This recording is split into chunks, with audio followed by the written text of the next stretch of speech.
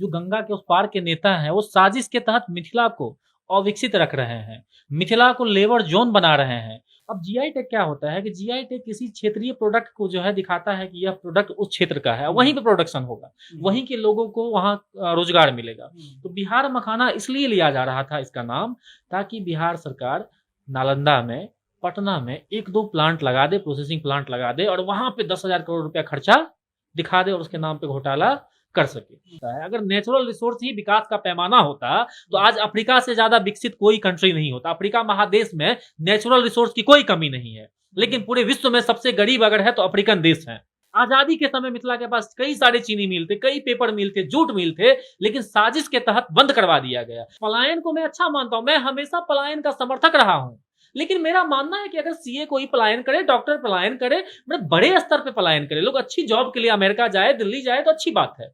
ये 2 जून की रोटी के लिए अगर पलायन होना शुरू हो जाए तो उससे उस प्रदेश का नाम बदनाम ही होता है। बिहार में मिथिला सबसे पिछड़ा हुआ है, और मिथिला चूंकि हमारी जन्मभूमि है, हमारी मातृभूमि है, तो हमारा पहला कर्तव्य ये होता है कि हम मिथिला को डेवलप करें। जेकरा पर दुनिया हंसल के है, जेकरा पर दुनिया हंसल के है, वह इतिहास रचल के है। एमएसयू जो है, मिथिला स्टूडेंट यूनियन जो है, वही जामवंत का काम हम कर रहे हैं। हम मिथिलावासी को जगा रहे हैं, हम उनको एहसास कराने आए हैं कि आप समृद्ध थे। मैं तो कई बार लोगों को कहता हूं सर कि अगर सीता माता का जन्म गुजरात में हुआ होता, तमिलनाडु में हुआ होता, मिथिला के सिवा कहीं भी हुआ होता, तो सीता माता की जन्मस्थली पे आज लाखों लोग एक दिन में आते हैं विजिट करने के लिए। छोटे से कार्यालय में बैठकर साक्षात्कार करने का फायदा ये है कि बाहर के लोग आपकी आवाज सुन नहीं पाते हैं, लेकिन जिन साहब के बगल में बैठा हूं, इनकी बातें बहुत अच्छी हैं, खासकर मिथिला के लिए। एमएसयू माने कि मिथिला स्टूडेंट यूनियन के संस्थापक सदस्य हैं ये। इनके पास एक रोड मैप है कि मिथिला को कैसे डेवलप किया जा सकता है। इनके पास इस बात का तर्क है कि मिथिला को डेवलप क्यों किया जाना चाहिए।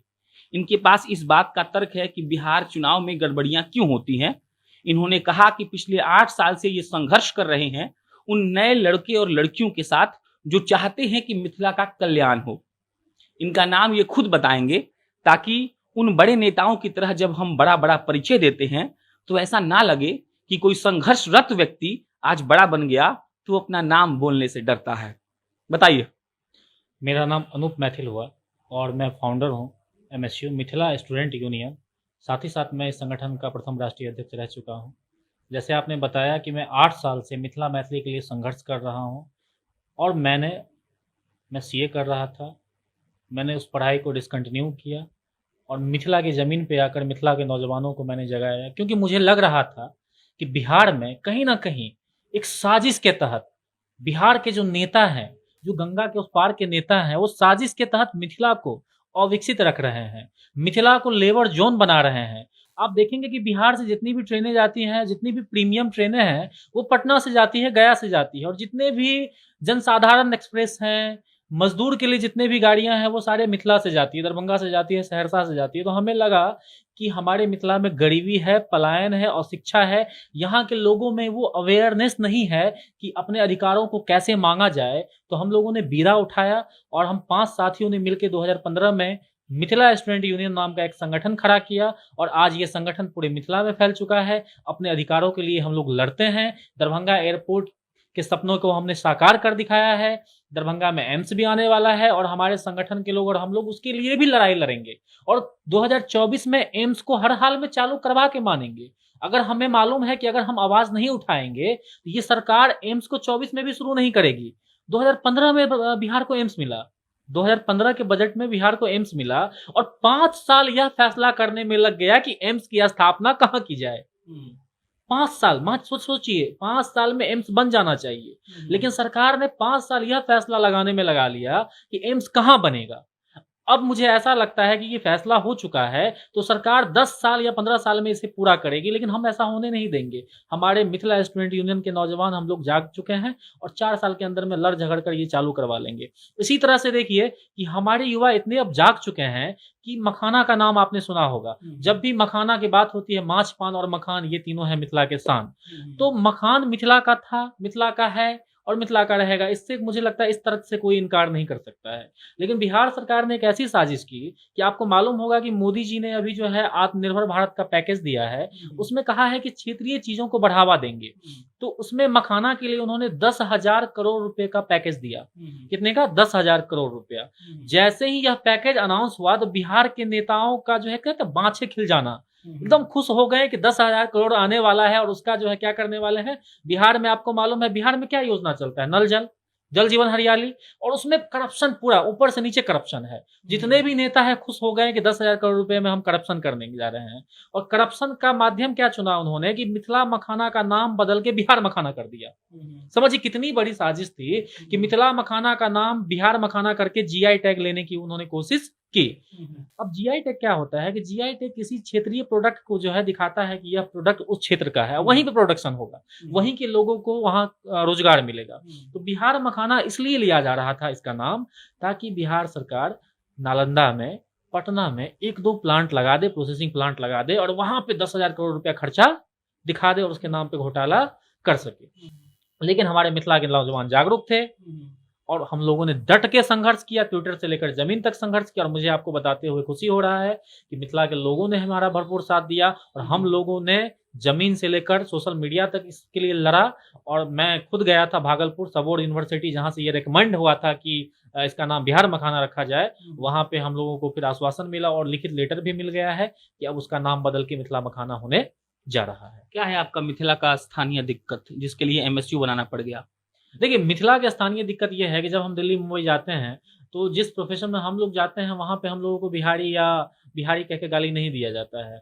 और हमारा प्रोफेशन अलग था, तो वहाँ पे हम लोगों को तो खास कोई अपमानित नहीं किया जाता था। लेकिन एक कष्ट होता था जब भी मैं सड़क पे जाता था, जब भी मैं मेट्रो में ट्रेवल करता था, जब भी मैं दिल्ली की सड़कों पे जाया करता था। जो रिक्शे वाले हैं, ठेले वाले हैं, उनको जो है अक्सर ए बिहारी वो बिहारी करके अपमानित किया जाता था और अक्सर उनको गालियाँ दी जाती थी। तो कहीं न कहीं हमें इस बात का कष्ट हुआ कि हम भी बिहार के हैं, हम भी मिथिला क्षेत्र के हैं और हमें अपने क्षेत्र के लिए आवाज़ उठाना चाहिए। तो हमने ये देखा कि बिहार में सबसे ज़्यादा अगर कहीं से पलायन है तो मिथिला से है। आप ये बिहार में अगर ये इंडिया जब जनगणना हुआ था तो उसमें जो है आपको मालूम है बिहार का सबसे अशिक्षित जिला कौन सा है? अपना सहरसा है, मधेपुरा है। बिहार में अगर सबसे शिक्षा के मामले में निचले पायदान पे कोई जिला है तो मिथिला का सहरसा और मधेपुरा है। बिहार में पर कैपिटा इनकम के मामले में अगर सबसे कोई गरीब जिला है तो हमारे मिथिला का शिवहर जिला है। तो हमने देखा कि बिहार में सबसे गरीब मिथिला है और हमें लगा कि नहीं, मिथिला के लिए हमें कुछ करना चाहिए। इसलिए करना चाहिए कि लोग कहते हैं कि मिथिला में कुछ नहीं है, बालू हर पानी है। और आप जानते होंगे कि चर्चाएं होती है कि जो तीसरा वर्ल्ड वार होने वाला है वो पानी के लिए होने वाला है। तो मुझे तो लगता है कि मिथिला के पास पानी नाम का बहुत बड़ा रिसोर्स है। इस पानी से हम मिथिला को डेवलप कर सकते हैं, इस पानी से हम बदल सकते हैं। 10 साल पहले जब मिथिला आंदोलन से मैं 2012 में जुड़ा, 10 साल पहले जब मैं दरभंगा की सड़कों पे माइक लेके कहता था कि पानी से हम लोगों को रोजगार दे सकते हैं तो लोग हंसते थे, क्योंकि उस समय बिस्लरी का चलन नहीं हुआ था। उस समय दरभंगा मधुबनी में हर घर में बिस्लरी की बोतल जो है नहीं रखी जाती थी। लेकिन आज देखिए 8 साल के अंदर में आप किस गांव में जा रहे हैं, आप अभी गांव-गांव में जाइए, वहां पे अगर पानी पीने के लिए दिया जाएगा तो बिस्लरी दिया जाएगा। मैं भी अगर पानी जो है पर डे 20 रुपया में खरीदता हूँ। मतलब चापाकल का पानी अब इस्तेमाल यहाँ पे नहीं होता है। मधुबनी की मैं प्रॉपर बात कर रहा हूँ, दरभंगा की बात कर रहा हूँ। किसी भी ऑफिस में जाइए, किसी भी दुकान में जाइए, वो चापाकल का पानी आपको नहीं मिलेगा। सब पानी खरीदते हैं, कोई 20 रुपए में खरीदता है, कोई 40 रुपए में खरीदता है, कोई बिस्लरी खरीद के आपको पिलाएगा। तो उस समय जब हम कहते थे कि पानी से हम लाखों लोगों को रोजगार दे सकते हैं, लोग बातों को गंभीरता से नहीं लेते थे। और आज भी मैं कह रहा हूँ कि मिथिला के पास 2 रिसोर्स है और मेरा मानना है कि नेचुरल रिसोर्स से किसी क्षेत्र का विकास नहीं होता है। अगर नेचुरल रिसोर्स ही विकास का पैमाना होता तो आज अफ्रीका से ज्यादा विकसित कोई कंट्री नहीं होता। अफ्रीका महादेश में नेचुरल रिसोर्स की कोई कमी नहीं है, लेकिन पूरे विश्व में सबसे गरीब अगर है तो अफ्रीकन देश है। और सबसे अगर देखें आप विकसित कौन है तो अमेरिका है, जहां पे उतना नेचुरल रिसोर्स नहीं है। तो मेरा मानना है कि सबसे बड़ा रिसोर्स है विकास करने के लिए वो है ह्यूमन रिसोर्स। मानव से बड़ा कोई रिसोर्स है ही नहीं। और मिथिला के पास ये मानव नाम का रिसोर्स है। हमारे पास हर एक तरह के रिसोर्स है मानव में। स्किल लेबर है, अनस्किल लेबर है, सेमी स्किल लेबर है। इसका अगर सही से सदुपयोग किया जाए तो मिथिला विकसित हो सकता है, मिथिला राइज कर सकता है। आजादी के समय मिथिला के पास कई सारे चीनी मिल थे, कई पेपर मिल थे, जूट मिल थे, लेकिन साजिश के तहत बंद करवा दिया गया। अब समझिए आजादी के पास हमारे पास 15-16 चीनी मिल था और आजादी के बाद आज बढ़ के कम से कम अगर रेशियो आप देखेंगे, जैसे जनसंख्या हमारा बढ़ा है, जैसे विकास की गति बढ़ी है, तो 16 के जगह पे कम से कम आज 40 मिल हमारे पास होना चाहिए, 50 मिल हमारे पास होना चाहिए। लेकिन आज क्या है, हमारे पास एक भी मिल नहीं है, सारे के सारे चीनी मिल बंद पड़े हैं, सारे के सारे जूट मिल बंद पड़े हैं। तो मैं सरकार से ये पूछना चाहता हूं कि आजादी के बाद पूरे भारत में विकास हुआ है और मिथिला में विकास के नाम पे कुछ नहीं हुआ है, बल्कि आपने हमारे रिसोर्स का उपयोग करके हमें ही गरीब बना दिया। जिस समय आजादी हुआ था उस समय मिथिला में इंडस्ट्री था, मिथिला से आपको रेवेन्यू जाता था, और आपने बदले में क्या किया, मिथिला के सारे मिल को बंद कर दिया। और विकास किसका किया, हमारे पैसे के दम पे आपने पटना का विकास किया, हमारे पैसे पे आपने गया का विकास किया, हमारे पैसे से आपने पूरे बिहार का विकास किया, लेकिन हमें ही अविकसित छोड़ दिया। आप जब संघर्ष की बात करते हैं, विद्रोह की बात करते हैं, किसके खिलाफ? हम स्थानीय सत्ता के खिलाफ करते हैं। हमें ऐसा लगता है कि ये जो सत्ता है बिहार सरकार में 30 साल से जो कुर्सी पे बैठे लोग हैं, वो 30 साल से, मैं इसलिए लालू राज को भी शामिल कर रहा हूं कि जितनी भी फैक्ट्रियां हैं लालू जी के राज में बंद हुई है, कांग्रेस के राज में ये बंद हुई है। 1990 में फैक्ट्रियों की हालत खराब हो गई थी, इसको रिवाइव करने की जगह पे उन्होंने क्या किया, बंद कर दिया गया। और बंद करने में भी एक साजिश थी, बंद इन्होंने महाराष्ट्र लॉबी के करने पे किया है। आप देखेंगे मिथिला का चीनी मिल बंद हुआ और महाराष्ट्र में चीनी मिल शुरू हो गया। मिथिला के जितने भी स्किल लेबर थे चीनी मिल से जुड़े हुए, सब महाराष्ट्र में चले गए हैं। जितने भी रैयाम है, यहाँ पे बगल में आप जाइएगा, रैयाम है, लोहट है, तो रैयाम लोहट में जो उस समय काम करते थे वो लोग कहाँ चले गए पलायन करके, वो सारे महाराष्ट्र चले गए। शरद पवार एंड लॉबी ने जानबूझ के इस इंडस्ट्री को बंद कराया, जिसमें हमारे बिहार के नेताओं ने भी साथ दिया, और सारे लेबर हमारे यहाँ से वहां पे चले गए। उनको सस्ता लेबर भी मिल गया, स्किल लेबर भी मिल गया, कुछ सिखाना भी नहीं पड़ा। और आज देखिए महाराष्ट्र पूरे देश में नंबर 1 में है और मिथिला आज 0 पे। एमएसयू क्या करती है? एमएसयू लोगों को जगाती है, एमएसयू लोगों को कहती है कि अपने, देखिए एमएसयू एक्टिव पॉलिटिक्स की जहां तक बात है, तो एमएसयू का भी जो विजन है वर्तमान में, हमारा ये विजन है, और मेरा खासकर मेरा ये मानना है कि कोई भी सरकार हो, किसी के एजेंडे में मिथिला का विकास नहीं है, विकास करना ही नहीं चाहती है। हमने 8 साल संघर्ष किया और हमने देख लिया है कि नौजवानों की फौज हमने तैयार कर दी है। मेरा जहां तक अब मानना है कि मैं अब सोच रहा हूं कि मैं कुछ ऐसा काम करूं जिससे वास्तव में विकास हो। तो मैंने और मेरे जो कलीग्स हैं, जो मिथिला स्टूडेंट यूनियन का हम लोग 5 लोगों ने हमने फाउंड किया था इस संगठन को। तो रोशन मैथिल जी हैं और एक आदित्य मोहन जी हैं। तो हम तीनों ने मिलकर एक प्रयास कर रहे हैं, अभी हम इस विजन पे काम कर रहे हैं। हमारा ये उद्देश्य है कि आने वाले 2021 में चुनाव का जैसे ही शोर खत्म होगा, हम अपना काम शुरू करेंगे। एक गांव को हम चुनेंगे, मिथिला के किसी, दरभंगा मधुबनी के किसी एक गांव को चुनेंगे, बाद में सहरसा में भी जाएंगे, पूर्णिया में भी जाएंगे। पहले इन दोनों जिला में से किसी एक गांव को चुनेंगे और उस गांव को हम आत्मनिर्भर बनाएंगे, उस गांव को हम स्मार्ट बनाएंगे। हम कॉपी कर लिया? नहीं, मोदी जी को हम कॉपी नहीं कर रहे। मोदी जी ने तो कहा था कि हम बना देंगे, गोद ले लेंगे। हम ये नहीं कह रहे कि हम बनाए नहीं। हम मोदी जी को कॉपी नहीं कर रहे। हम ये कह रहे हैं कि बिना सरकारी सहायता से, बिना सरकार की मदद लिए हम एक गांव को डेवलप करेंगे। ऐसे डेवलप करेंगे क्योंकि आपको मालूम है भारत में कई सारे ऐसे गांव हैं जो डेवलप है बिना सरकारी सहायता के। उन्होंने सरकार से सहायता नहीं लिया है। महाराष्ट्र में ऐसे कई गांव हैं, आंध्र प्रदेश में ऐसे कई गांव हैं। तो हमारा वे विजन है कि हम उस गांव में जाएंगे, उस गांव को समझेंगे कि कैसे उस गांव को बिना सरकारी मदद से डेवलप किया गया है। उस गांव में जाके उस गांव के लोगों से बात करेंगे और जो एक्सपर्ट होंगे उन्हें हम कहेंगे कि आप हमारे यहाँ आइए। सेवा एमएसयू करेगी। सेवा भाव से आना है तो सेवा भाव से आइए। और अगर आपको कुछ चार्ज चाहिए, अगर आप काम करेंगे 6 महीना कहीं जहाँ पे काम करेंगे तो आपको भी पैसे की जरूरत है, तो वो चाहिए तो वो भी आप लीजिए। हम लोग पैसा चंदा इकट्ठा करेंगे, क्राउड फंडिंग करेंगे, उनको हम उस गांव में लाएंगे, गांव के लोगों को जागरूक करेंगे। गांव के लोगों को हम इतना कहेंगे कि 10,000 15,000 के लिए आपको दिल्ली जाने की जरूरत नहीं है, रिक्शा चलाने के लिए दिल्ली जाने की जरूरत नहीं है, ठेला चलाने के लिए दिल्ली जाने की जरूरत नहीं है, सब्जी बेचने के लिए आपको जो है लद्दाख जाने की जरूरत नहीं है। हमारा ये उद्देश्य है कि उस गांव में हम इतना उस गांव को डेवलप कर दे, उस गांव को इतना आत्मनिर्भर बना दे कि सब्जी बेचने के लिए, ठेला चलाने के लिए, 2 वक्त की रोटी के लिए लोगों को बाहर जाना नहीं पड़े। पलायन को मैं अच्छा मानता हूं, मैं हमेशा पलायन का समर्थक रहा हूं, लेकिन मेरा मानना है कि अगर सीए कोई पलायन करे, डॉक्टर पलायन करे, बड़े स्तर पे पलायन करे, लोग अच्छी जॉब के लिए अमेरिका जाए, दिल्ली जाए तो अच्छी बात है। ये 2 जून की रोटी के लिए अगर पलायन होना शुरू हो जाए तो उससे उस प्रदेश का नाम बदनाम ही होता है। पंजाब के लोग आज बिहार आते हैं, हम उन्हें सम्मान की दृष्टि से देखते हैं, लेकिन बिहार के लोग पंजाब जाते हैं तो उनके चाय में अफीम मिलाया जाता है। अफीम मिला हुआ चाय उनको पिलाया जाता है ताकि वो 15 घंटे काम कर सकें। क्यों करवाया जाता है? क्योंकि बिहार से लोग 2 वक्त की रोटी के लिए पलायन करते हैं। यही 2 वक्त की रोटी के जगह पे बिहार के इंजीनियर जाना शुरू कर दे, डॉक्टर जाना शुरू कर दे, तब देखिए कितना इज्जत होगा। तो हम लोग चाहते हैं कि गांव-गांव को डेवलप करके गांव को आत्मनिर्भर बना दे। जैसे मैं एक एग्जांपल लेना चाहूंगा कि मिथिला में आपको मैंने कहा माछ, पान और मखान, लेकिन दुर्भाग्य की बात है कि मिथिला के घर घर में आंध्रा का मछली आता है। यहाँ पे मांस जो है, अब माँ पोखर की कमी नहीं है, तालाब की कमी नहीं है, मीठे पानी की कमी नहीं है, लेकिन हमारे यहाँ दुर्भाग्य ये है कि आंध्रा से मछली हमारे यहाँ आता है, बर्फ वाला मछली हमको खाना पड़ता है। तो अगर हम सही से किसी गांव को डेवलप करके उस गांव में हम अगर मान लीजिए जो मछली पालन का ही काम शुरू कर दे, हर घर में काम कर शुरू कर दे। आपको मालूम है आजकल टेक्निक आ चुका है, ज्यादा स्पेस की जरूरत भी नहीं है, 2-4 टैंक बना लीजिए और उसमें मछली पालन का काम करिए, सरकार भी सहायता राशि देती है। अगर यही हम इंप्लीमेंट एक गांव में करवा दे तो मार्केट की तो कमी नहीं है, अभी भी आंध्रा से मछली मंगवाते हैं, तो वो गांव आत्मनिर्भर होगा कि नहीं होगा।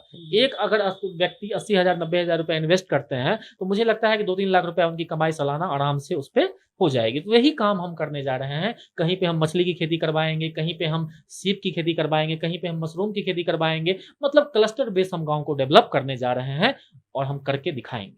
समाज सेवा कर रहे हैं आप? बिल्कुल समाज सेवा करना है, राजनीति में आने का मेरा कोई रुचि नहीं है।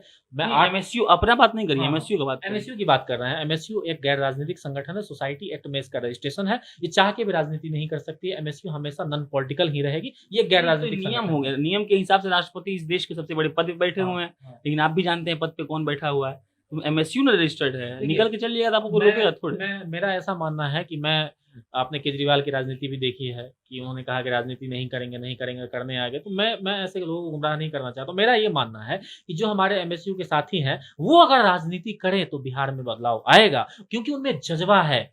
डीएमसीएच पे आपने रिपोर्टिंग किया है, आपको मालूम है कि आप रिपोर्टिंग करके 4 दिन पहले डीएमसीएच के लिए एमएसयू ने प्रदर्शन किया था। हमारे साथियों ने वहां पे धरना प्रदर्शन किया था कि इसकी व्यवस्था को सुधारा जाए। तो हमें ऐसा लगता है कि एमएसयू के साथी अगर राजनीति करते हैं, एमएसयू से निकले लड़के अगर राजनीति करते हैं तो वो बिहार का विकास करेंगे, वो मिथिला का विकास करेंगे, क्योंकि हमने उन्हें ऐसे ट्रेंड किया है कि उनके दिमाग में घुस चुका है, विकास नाम का कीड़ा घुस चुका है, वो जुनून से जुड़े हुए हैं और वो विकास करेंगे। तो कोई गलत नहीं बताया हमको कि आपको नहीं लगता है कि आपको मैथिली छोड़कर बिहार बोलना चाहिए?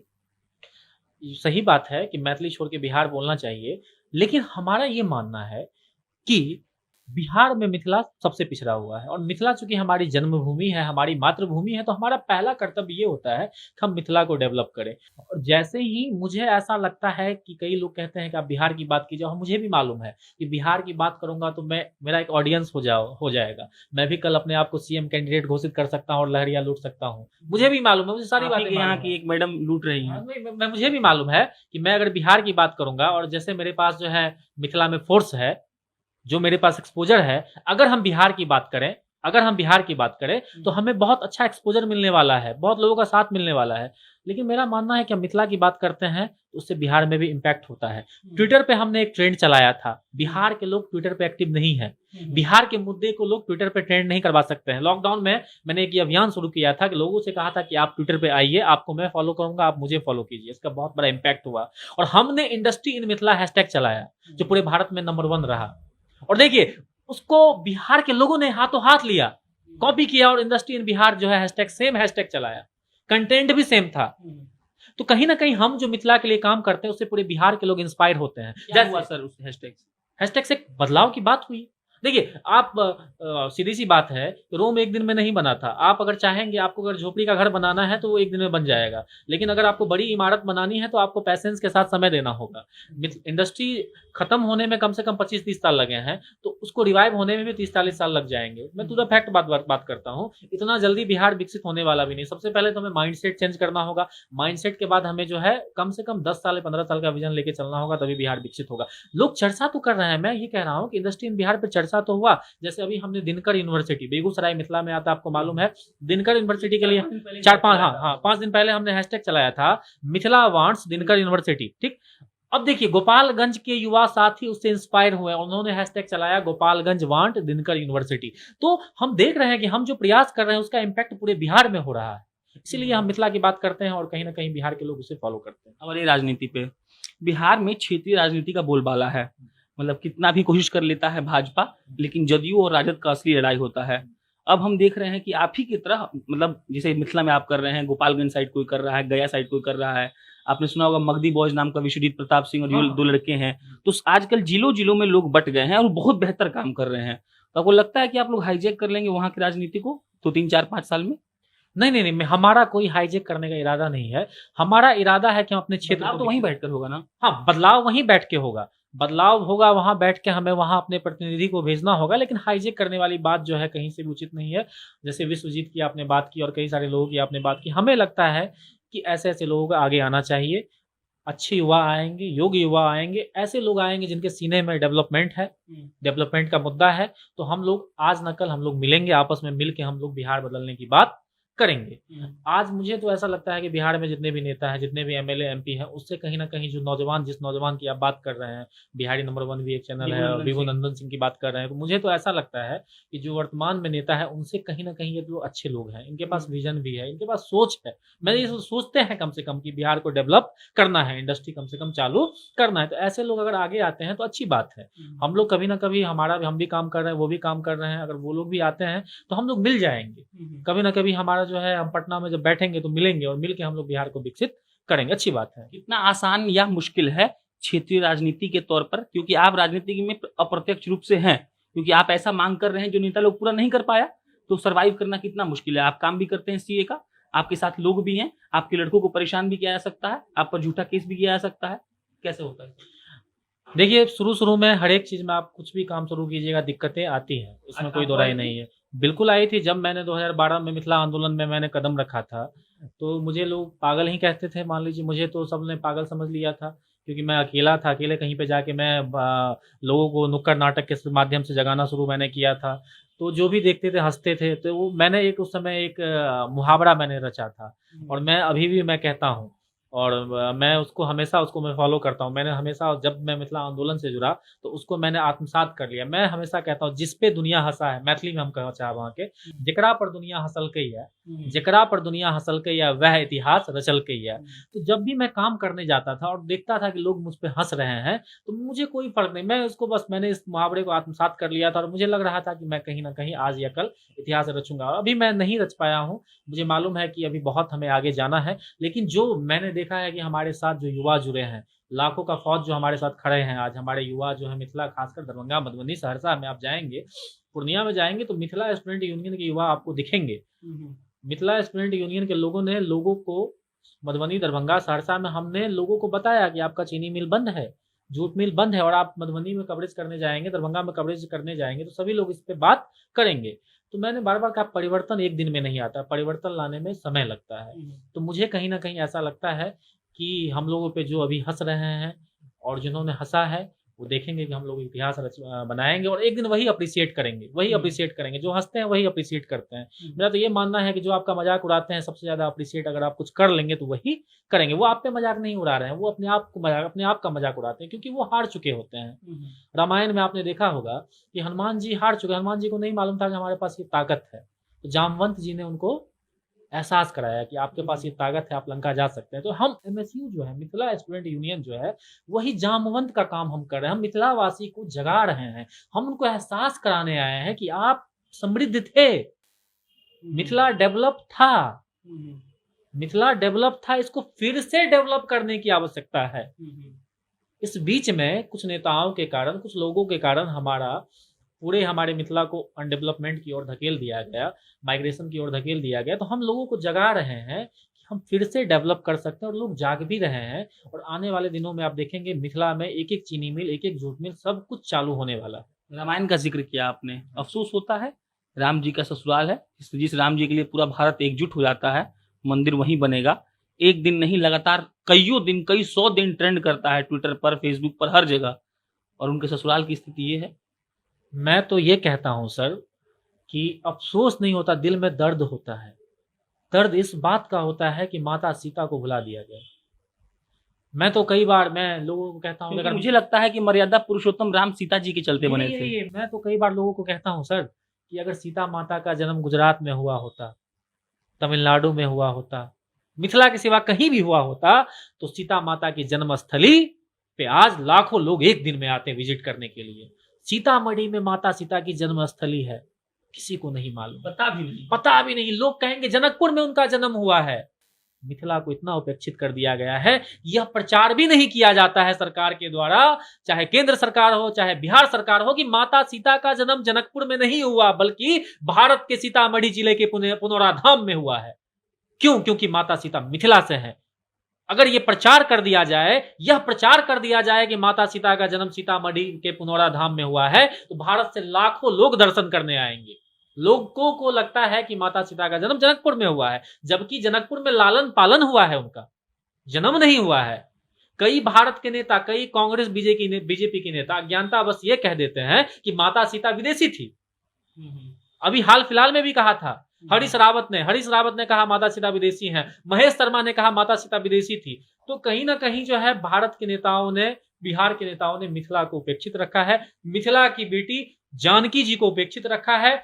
सही बात है, श्री राम जी के नाम पे इतनी राजनीति हुई मंदिर बनाने को लेकर, लेकिन सीता माता का सुध लेने कोई यहाँ पे नहीं आता है। आप अभी जाएंगे सीतामढ़ी पुनौरा धाम में, तो वहां पे देखेंगे कुछ नहीं है, देखने लायक कुछ नहीं है, जमीन पड़ा हुआ है।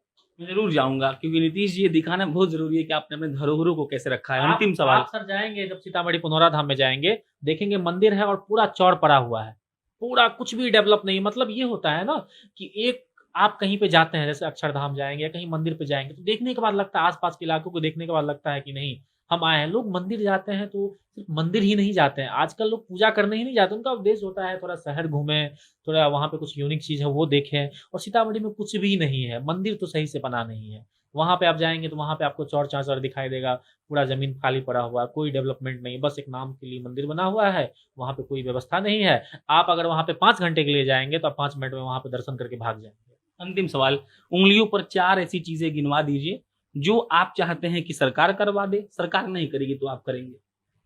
देखिए, हमारा मिथिला के लिए हमारा उद्देश्य, जैसे आपने कहा कठिन सवाल है कि सरकार नहीं करेगी तो हम कर देंगे। हमारा तो ये मन है कि सरकार जूट मिल चालू कर दे, पेपर मिल चालू कर दे, एक स्पेशल सेज बनाए। सेज का मतलब होता है स्पेशल, हम लोग कहते हैं सेज, स्पेशल एजुकेशन जोन। एक हाईवे पे दरभंगा मधुबनी के NH 57 पे एक जमीन को जो है अलॉट किया जाए, और वहाँ पे केंद्रीय एक सेज बना, जमीन को अक्वायर किया जाए, वहाँ पे एक सेंट्रल यूनिवर्सिटी लगाया जाए, IIM लगाया जाए, IIT लगाया जाए, ट्रिपल IT लगाया जाए, साथ ही साथ बहुत सारे जो है इंस्टीट्यूट वहाँ पे खोला जाए। मतलब मेरे कहने का ये मतलब है कि सरकार जो है यहाँ के छात्र जो कोटा जाते हैं, दिल्ली जाते हैं, उनका पलायन रोक दे। इससे क्या होगा कि वो छात्र यहीं पढ़ेंगे, यहाँ पढ़ेंगे तो यहीं पे रहेंगे, यहाँ रहेंगे तो यहीं के लोगों से सामान खरीदेंगे, चावल दाल जो भी कुछ हो। तो कहीं ना कहीं अगर हम लाखों लोगों का पलायन रोक लेते हैं तो लाखों लोगों को रोजगार मिल जाएगा, एक नया शहर भी बस जाएगा। चीनी मिल, पेपर मिल चालू हो जाने से आपको मालूम है किसानों को रोजगार मिल जाएगा। लेकिन मुझे नहीं लगता, मुझे सरकार से उम्मीद नहीं है। हाँ, हम क्या कर सकते हैं ये मैंने आपको पहले ही बता दिया। हमारा उद्देश्य है स्मार्ट विलेज, खुद से 1-2 विलेज को सिलेक्ट करना, 1 साल के अंदर में उस विलेज को डेवलप करना, और जब वो विलेज डेवलप हो जाएगा, वो जब उस विलेज का विकास हो जाएगा, तो उसके लोगों, उस गांव के लोगों की सहायता से हम उसके आसपास के गांव को डेवलप करेंगे। एक चेन बना देंगे हम। 1 साल में 2 विलेज को डेवलप करना है, अगले साल 10 को करना है, उसके अगले साल 100 को करना है, उसके अगले साल 1000 को करना है। और मुझे ऐसा लगता है कि जब तक मिथिला का हर एक युवा खुद से प्रयास नहीं करेगा, मिथिला के हर एक नौजवान खुद से प्रयास नहीं करेंगे, मिथिला की माताएं बहनें खुद से प्रयास नहीं करेगी, तब तक इस क्षेत्र का विकास नहीं हो सकता। ये क्षेत्र इतना नीचे चला गया है कि सरकार कितना भी प्रयास कर ले, जब तक यहाँ के लोग जागरूक नहीं होंगे, जब तक यहाँ के लोगों में ये भावना नहीं आएगी कि इस क्षेत्र का विकास हो सकता है, तब तक इस क्षेत्र का विकास नहीं हो सकता। और उसके लिए हम लोग 2021 से शुरुआत करने जा रहे हैं। जैसे मैंने 8 साल पहले मिथिला आंदोलन के लिए एक शुरुआत किया था, और आज MSU जितना बड़ा संगठन है, वैसे ही एक नए सिरे से हम शुरुआत करने जा रहे हैं 2021 में, चुनाव के बाद। क्योंकि चुनाव के बाद सारे नेता घर चले जाएंगे और हम लोग मिथिला के बेटे हैं, हम लोग नेता अपने आप को मानते नहीं हैं, हम लोग मिथिला के गांव-गांव में जाएंगे और खुद से अब विकास करने की प्रयास करेंगे। आपकी अच्छी बात आपके मुंह पर बोलकर जा रहा हूं। ये पहले व्यक्ति हैं जिन्होंने कहा कि हम चुनाव के बाद एक्टिव होंगे। आज तक मुझे ऐसा ऑन रिकॉर्ड कोई मिला ही नहीं जिसने ये कहा हो कि हम चुनाव के बाद ये काम करना शुरू करेंगे, क्योंकि सबको ये दिखाना होता है, भले ही उस राजनीति में ना आना हो सकता है राजनीति में आ जाए, लेकिन अभी ये कह रहे हैं ना कि हम 2021 में एक्टिव होंगे, क्योंकि अभी नेता लोग बहुत आए हैं और इनको पता है कि इलेक्शन के बाद नेता लोग नहीं आएंगे। बाकी ये MSU के अनूप जी थे, हमने इनसे कल का वक्त मांगा है, तो आप ये याद रखिएगा कि कल आपका काम है कि आपको अपना मधुबनी हमें दिखाना है, उन जगहों पर लेकर जाना है जहां, जिसे हम धरोहर कह सकते हैं, उन इंडस्ट्री में लेकर जाना है जो बंद हो चुकी है, या उन गांवों पर जाना है जहां की सड़कें खराब हैं और जिस बात पर हमारे नीतीश जी बहुत चिढ़ा कर वोट मांगते हैं। अब अंत में, मेरा नाम प्रशांत राय है, कैमरे के पीछे वरुण झा बैठे हुए हैं, आप जनता जंक्शन देख रहे थे। बहुत बहुत धन्यवाद।